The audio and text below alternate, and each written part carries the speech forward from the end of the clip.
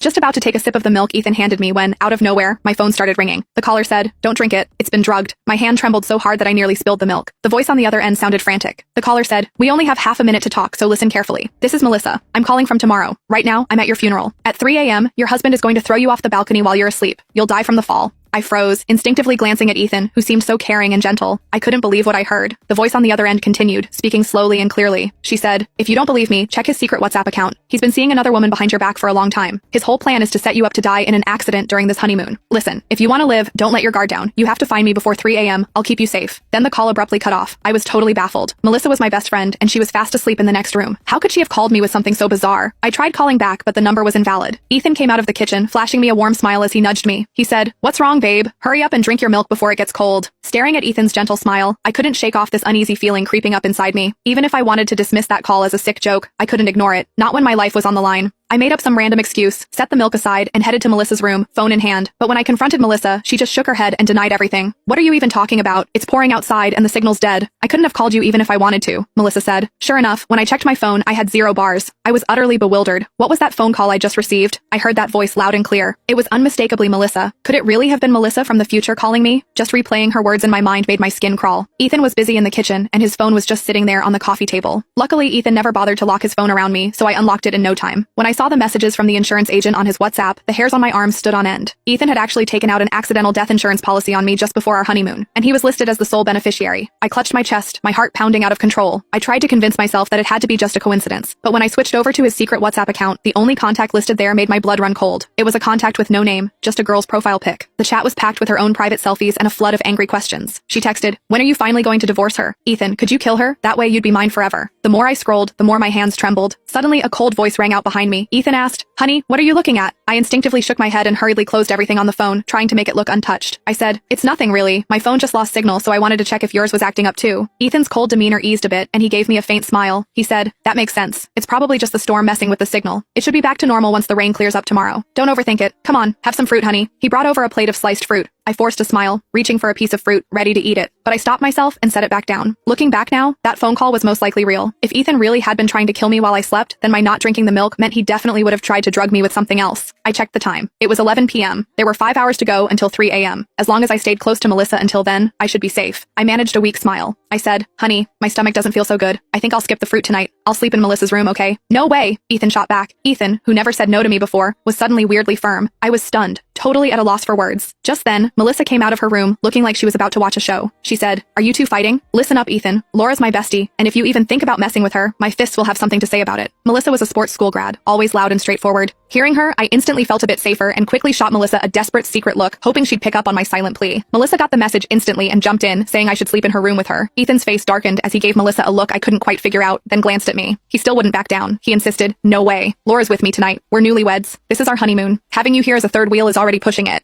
Melissa never liked Ethan. She always thought he was sketchy. Since this honeymoon was happening abroad, she only came along because she was worried I might get into trouble. But after Ethan said that, Melissa had no choice but to back off. I was terrified Ethan might notice something and get angry, so I just went along with him back to the bedroom. Even though my body clock was urging me to sleep, I was just too scared to close my eyes. Late at night, Ethan suddenly broke the silence with a weird question. He asked, "Babe, who do you trust more, me or Melissa?" I instantly got on guard and swallowed nervously. I said, "What's that supposed to mean? You and Melissa are both super important to me. Of course I trust you both." Ethan let out a sigh and said in a low, somber voice, "If I told you your best friend isn't someone you should trust, that she's actually trouble, would you believe me?" Laura and I go way back to middle school. We had been best friends for 12 years now. I knew her inside out. If she hadn't called me from the future, reaching out across time, I probably would have already been knocked out, played right into Ethan's hands. But I decided not to argue back, trying to see what Ethan was playing at. I acted all shocked and kept the questions coming. I asked, "What? No way. Why would you say that?" Ethan looked like he wanted to say something but hesitated, swallowing his words. After a long, tense pause, he finally spoke up. "Anyway, she's definitely going to find a way to get you alone tonight. I'm telling you, don't go. It's not safe." Right after Ethan said that, someone knocked on the door. Melissa called out, "Laura, it's me. The power's out. Can you come with me to the bathroom? I'm scared to go alone." I blurted out, "Coming." But Ethan gripped my arm. Suddenly, a flash of lightning from outside lit up his face. His usually refined features were twisted, and his eyes were downright sinister. I kicked him with everything I had and scrambled out of bed. Strangely enough, when I opened the door and saw Melissa, Ethan snapped right back to his usual self. He'd just been dead set against me being alone with Melissa, but now he suddenly agreed without a second thought. He even flashed that gentle smile of his. He said, "Yeah, the power's out. You girls should stick together. Laura, make sure you come back soon. I'll be waiting for you. Could Ethan actually be afraid of Melissa? Melissa might have had some training, but Ethan was ex-military. The idea of him being afraid of her just didn't make sense. Before I could even wrap my head around what was off about all this, Melissa yanked me away. She made sure Ethan wasn't coming after us, then carefully closed the bathroom door. Melissa asked, Laura, I thought I heard you guys talking out there. Why are you two still up chatting this late? Her tone was pretty agitated, and in this tense atmosphere, it just made me even more nervous. Since it kind of felt like we were bad-mouthing her, I just instinctively lied. I said, no, nothing special, just talking. Melissa pressed, oh, so you didn't mention anything important? Like, about today or something? I shook my head and said, nope. Melissa looked a little disappointed, but after just a few seconds, her expression returned to normal. I couldn't help but feel creeped out inside. The way Melissa was acting just now got me suspicious. In that call from the future, the so-called Melissa said she was calling from the next day. If something really happened to me, the cops were supposed to just find my body. The cops never shared all the details they dug up during an investigation. So how did Melissa know about Ethan's secret WhatsApp account and the girl he was seeing on the side? Unless Melissa had known all along. But that would be crazy. She was my best friend. Why would she keep something like that from me? I nervously rubbed my fingers together, testing the waters as I hesitantly asked, Melissa, do you think Ethan might ever cheat on me? Melissa gave a nervous chuckle. She said, come on, didn't you say Ethan's phone is always an open book to you? Just take a look and you'll know everything. I gripped the flashlight tightly, my eyes fixed on Melissa. What if he has a secret account? I asked. Melissa froze mid-motion, her hand still under the running water. Her expression turned awkward, and she even squeezed the soap dispenser twice. She asked, Laura, why are you bringing this up all of a sudden? Did you find something? If I told Melissa I'd gotten a call from the future from her, she'd probably think I was out of my mind, or she'd go straight to Ethan and confront him for my sake. It was pouring outside and we couldn't even call the cops. We were totally on our own. If I really came clean, Ethan might do something even crazier, and Melissa could get caught in the crossfire. Besides, I was sure Melissa was hiding something from me. For now, the safest move was to keep everything to myself and not let anyone know what was really going on. With that in mind, I quickly shook my head. No, I just couldn't sleep and my mind was running wild, I said. Melissa came over and gave my nose a playful pinch. Her voice was teasing and full of that spoiling warmth as she said, you really do have an overactive imagination. Tell you what, just crash with me tonight. Forget about that dog of a man. I jumped at the offer. Honestly, even if Melissa hadn't said it, I'd have begged to crash with her tonight. It was already 2 a.m., just an hour away from the time mentioned in the phone call. I needed to stick close to Melissa. After all, Melissa was just hiding something from me, but Ethan was really out to get me. Just thinking about that insurance policy and those chat logs sent chills down my spine. I started to suspect that maybe all that love at first sight and the romance I thought was real were just a trap Ethan had set up from the very beginning. Once we got to Melissa's room, I double-locked the door and propped a chair against it before finally letting out a sigh of relief. I let the flashlight sweep over the bed, and the moment I saw what was there, I screamed. Ethan's shadow stretched eerily long across the wall, and there he was, watching me with that twisted half-smile. He said, baby, you've been naughty. Why didn't you come looking for me? Even Melissa jumped in shock, just like me. She was totally clueless and just figured Ethan was having one of his weird moments. Melissa rolled her eyes and said, seriously, what are you doing here at this hour? Go on, get out. The power's out, and it's just us girls having a sleepover tonight. Ethan was grinning from ear to ear. That smile sent a chill straight down my spine. He lazily pointed at the floor, where we'd spread out the blankets. He said, power's out, and it's not safe for you two girls to be alone. Why don't I keep you company tonight? Melissa snorted, clearly about to shut him down, but I gave her sleeve a discreet tug, silently telling her to hold back. Melissa and I had been best friends for 12 years. We were always on the same wavelength. Just a look or a tiny gesture, and we instantly got what the other meant. Melissa shot me a look, obviously not thrilled, but she still gave in. Honestly, I wanted to kick Ethan out, but 3 a.m. was just around the corner. I had no idea if ticking him off right now would make him snap and make his move ahead of schedule. At this point, all I could do was play it by ear and wait for my chance. Seconds dragged by as I held my breath in the darkness, listening intently for any sign of movement. At last, I caught the sound of calm, even breathing drifting up from below. Suppressing my excitement, I quietly shook Melissa awake. Melissa groaned and nudged me away. She murmured, what is it? I, flustered, pressed a finger to her lips, shooting a nervous glance at Ethan lying on the floor. Thank goodness he didn't wake up. There was no time to explain, so I motioned for Melissa to help me move the chair and sneak out with me. Melissa knew I wasn't the type to mess around, so even though my actions seemed a little odd, she went along with it. The rain was still pouring down outside, and this place was surrounded by tricky terrain. Heading out now would be just as risky. Our best bet was to lie low and hide. If we could just make it past the moment I was supposed to die, maybe things would turn around. My mind was racing, trying to come up with a plan, when my foot accidentally bumped into the door. The muffled thud was especially loud in the tense silence of the room. I held my breath and pointed the flashlight in Ethan's direction. In an instant, my heart leaped into my throat.